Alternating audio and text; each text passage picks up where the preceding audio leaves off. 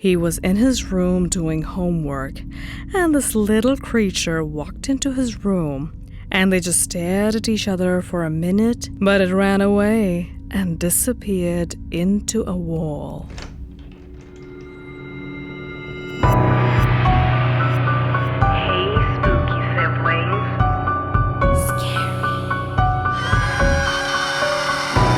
Monsters are real. Ghosts are real too.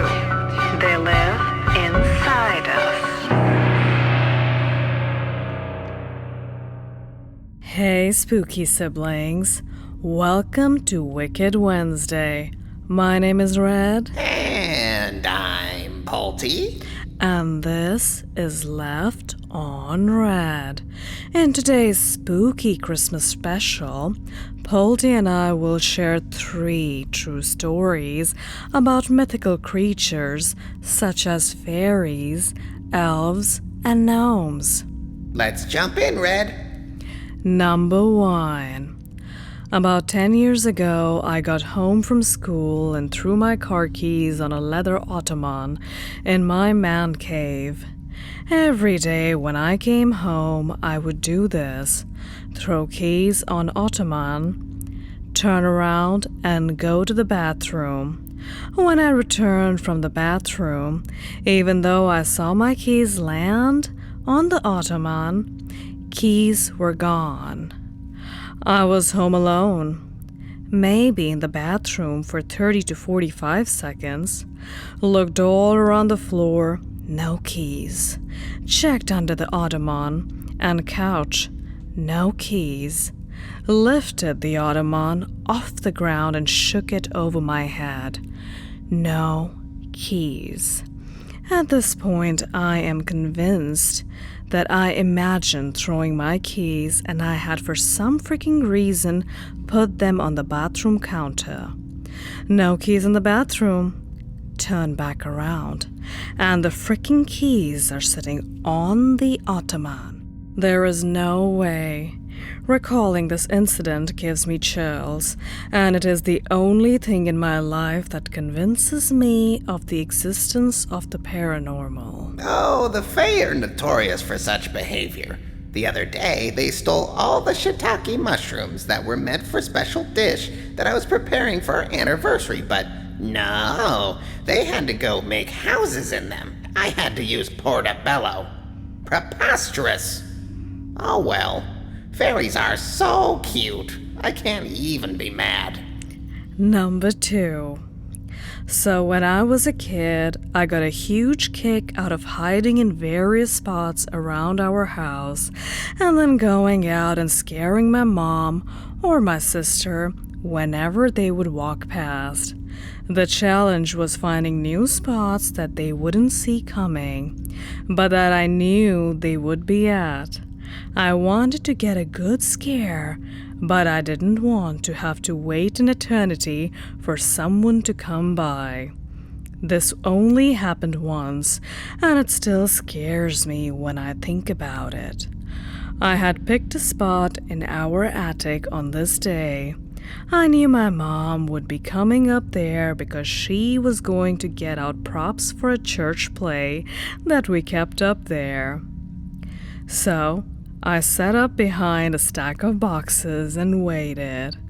About 5 or 6 minutes in, I heard someone very faintly say, as if me being there was interesting and maybe unexpected. The sound came from almost directly behind me, and I immediately froze. Then I felt breath on my neck. Now, I was raised on a farm, and the number 1 rule when encountering something that you assume you have no control over, such as coyotes, lynx, snakes, and the occasional irritable cow, is to not make any sudden movements. Then you slowly remove yourself from the situation and create distance without provoking whatever you're faced with. So I sat there for 20 seconds, still absolutely terrified.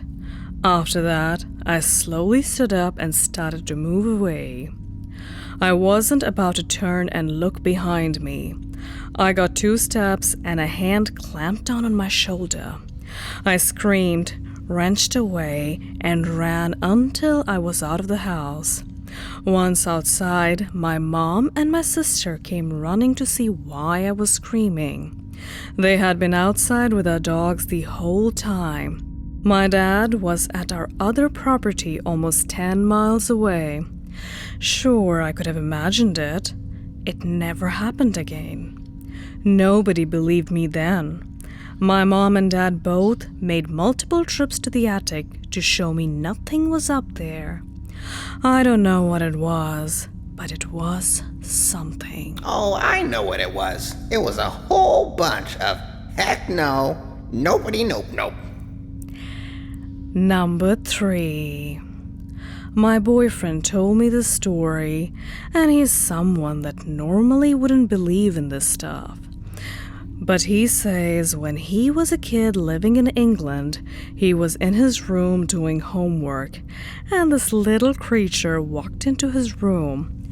Like a gnome, he described it. And they just stared at each other for a minute, and he got up out of his chair to go up to it, but it ran away and disappeared into a wall. He ran off and told his mom, and she just laughed it off, as you would. Thought he was imagining it. But a few days later, she was over her friend's house having coffee, and she told her friend the story for a bit of a laugh, but then her friend turned to her and said, Billy, her son, sees gnomes too. Hey, Red, if a gnome wanted to seek revenge on a troublemaker, which Christmas movie would he get his ideas from? I have no idea. Why don't you tell me, Polty dear? Okay. Gnome alone. Get it? That was very good, Polty. And that was Wicked Wednesday. My name is Red, and this is Left on Red.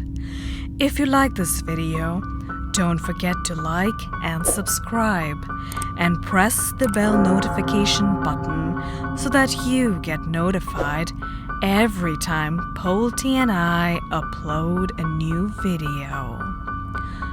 Until next time.